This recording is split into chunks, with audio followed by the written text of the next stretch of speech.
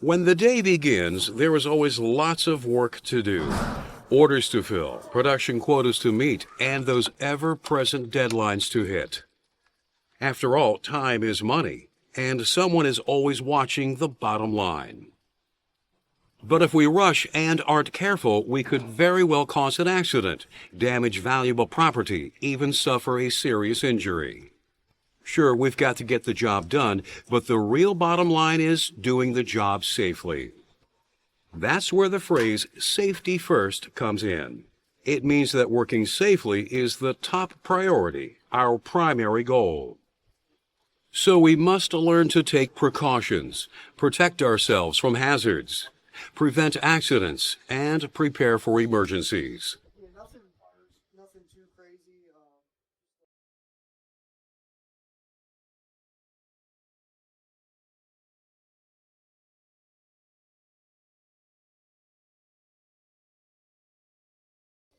Before you begin a task, you have to be mentally prepared to work safely, no matter how simple or routine the job may seem. Concentration is the key. If you give the task your full attention, you are much less likely to make a mistake and cause an accident. There are a number of things that can affect our focus. Anger and frustration are two of the culprits. They can cloud your mind and impair your judgment. A decision made in the heat of the moment could have disastrous consequences. So if you ever feel frustrated or angry, take a break. Step back and take a deep breath, or switch to another task for a while. You can resume your original work when you're calm and in the right frame of mind. Drugs and alcohol can also alter your state of mind and ability to focus on what you're doing, and have no place in the workplace. You have to be careful about what you do on your own time as well. The residual effects of a substance can cause someone to have an accident hours or even days after they last used it. If you drink, do it in moderation, and don't drive. Make sure the effects of any alcohol you have had are long gone before you start to work. Know your company's drug and alcohol policy, and follow it.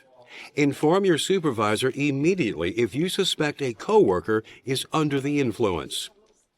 And never operate equipment if you are taking medication that could negatively affect your performance. You need to keep your mind clear at all times. Concentrate and be aware of everything that goes on around you. Then you'll be mentally prepared to work safely.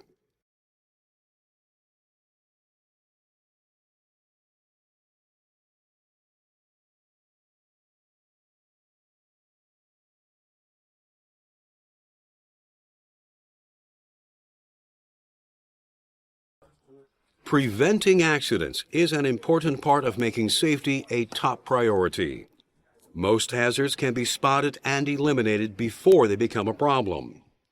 Inspect your work area. Look for hazards that could endanger you or your coworkers. Then take steps to remove them or reduce the risk that they will cause an accident. For example, walkways, hallways, and exits should be kept clear of obstacles at all times. A simple pile of boxes could cause someone to trip and fall, or block an emergency escape route. Things like loose railings and overstocked shelves can also be accidents waiting to happen. Look for fire hazards as well. Sparks from equipment and machinery, overloaded outlets, and damaged electrical cords can all be a source of ignition. Correct situations like these as soon as possible. As you reach the end of your workday, you still have some safety work to do. Good housekeeping is also important for accident prevention. Tidy up your work area, properly dispose of scrap, and return leftover materials to their assigned storage places.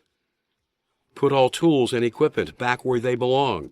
This eliminates clutter and makes things easier for everyone to find as well. Don't overload shelves or jam-pack storage areas.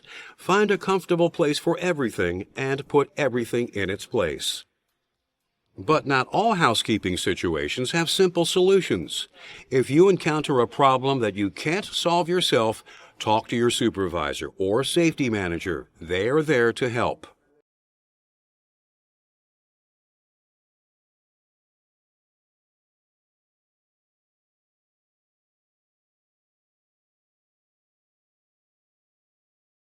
Looking for potential problems and reducing risks can help us to prevent accidents. But sometimes the possibility of a problem occurring can't be avoided. So gloves, safety shoes, and other personal protective equipment, PPE, are often necessary to help guard against injury. Let's start at ground level and work our way up. Foot protection, usually safety shoes, is needed in many work environments. Most safety shoes have soles that are designed for safe traction on specific surfaces, such as oily or wet flooring. Many shoes have steel toes as well. You need to choose the best shoes for the jobs you do and wear them. Gloves can improve your grip and protect your hands from potential hazards such as splinters, sharp edges, and chemicals. They are made from many types of material, including cloth, leather, metal mesh, rubber, and plastic. Each protects you from different things, so make sure you know which type is right for the work that you're doing. Sometimes eye protection may seem bulky and unnecessary, but remember, eye injuries can be nasty, far more uncomfortable than the eyewear itself. Safety glasses and goggles protect against a variety of hazards. In certain situations, you may also need to add a face shield or use a welder's helmet. Ask your supervisor about the type of protection you'll need for the job. Hearing protection can often eliminate the harmful effects of hazardous noise. Earplugs, canal caps, and earmuffs all provide different degrees of protection. If necessary, you can use both plugs and muffs in extremely noisy situations. When harmful dust, fumes, and vapors make the air dangerous to breathe, respiratory protection is what is needed. Respiratory hazards can do serious damage to your lungs. Fortunately, there are a number of types of protection that can help.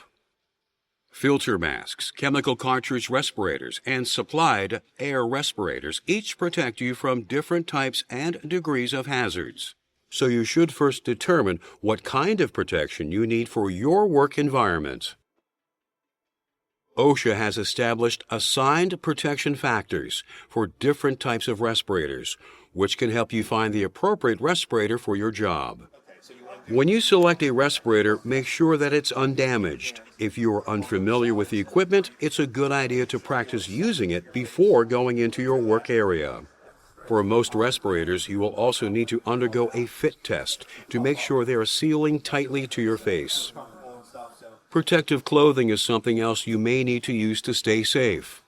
Aprons, lab-type coats, and full bodysuits can all defend against flying particles and contact with hazardous materials. And a good, strong hard hat is essential around overhead hazards. Keep in mind, most tasks have multiple hazards, so combine the safety gear you use for complete protection. Talk to your supervisor or safety manager if you have any questions about the PPE that's right for you.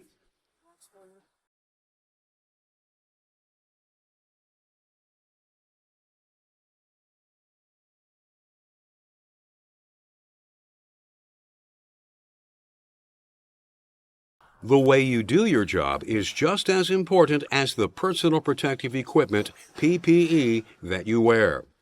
Careless actions can have devastating consequences. Tools are a great example. Where would you be without them? But use a tool incorrectly and someone could get hurt. So you need to adhere to some good tool rules. Always use the right tool for the job. Check that all the tools you use are clean and undamaged.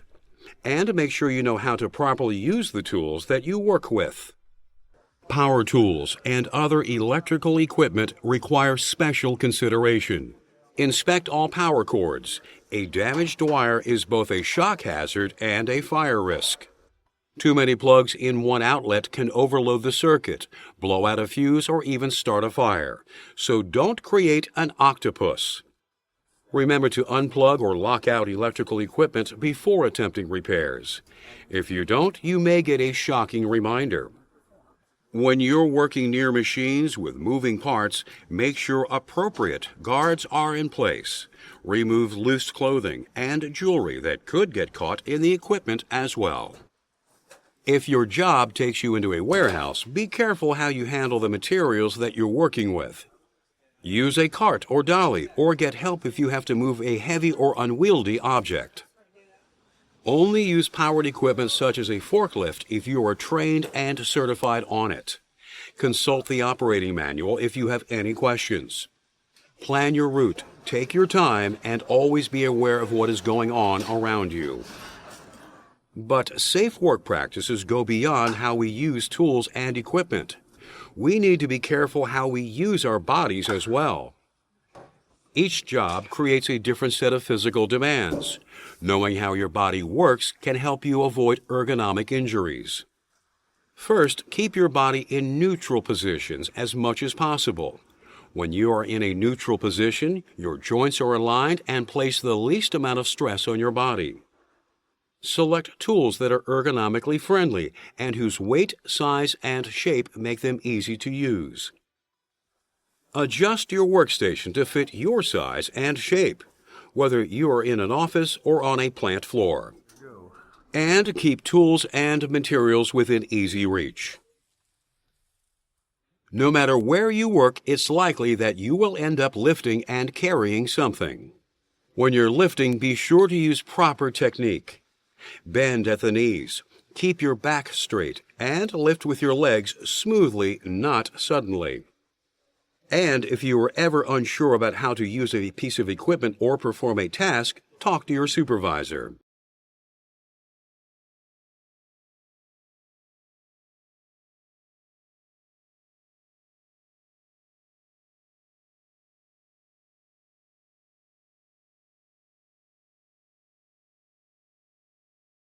No matter how careful we are, no matter what precautions we take, accidents still happen. So we need to be prepared to act if an emergency occurs. Be sure to read the safety data sheets for any hazardous materials in your work area before you use them. SDSs should be kept in a central location for quick reference. Clean up chemical spills immediately, but be careful. Make sure you know what chemicals you are dealing with and the tools and materials that should be used in the cleanup process. Water is almost always the first line of defense when someone is splashed by a hazardous chemical. This is where safety showers and eye washes come into play. Be sure you know where they are and how they work. Fires are another major threat in the workplace. Nowadays, they often involve toxic fumes and vapors, which makes them more dangerous than ever. Be familiar with your facility's emergency action plan. It will describe how to report fires and where to go if one occurs. Make sure that emergency telephone numbers are posted in plain sight at all the telephones in your facility. And know at least 2 evacuation routes that you can use if you ever need to leave your work area. You can sometimes fight small fires yourself and prevent them from spreading. So know where the fire extinguishers are in your facility and how to use them. Remember, there are different types of extinguishers for different types of fires. Be sure that you have the correct one for the fire that you're fighting. Basic first aid and CPR can be valuable skills in many emergency situations. But don't try to do anything unless you have the proper training. You could do more harm than good. And never underestimate the seriousness of an injury. Seek medical attention as soon as possible. Above all, stay calm. It can be vitally important in handling emergency situations.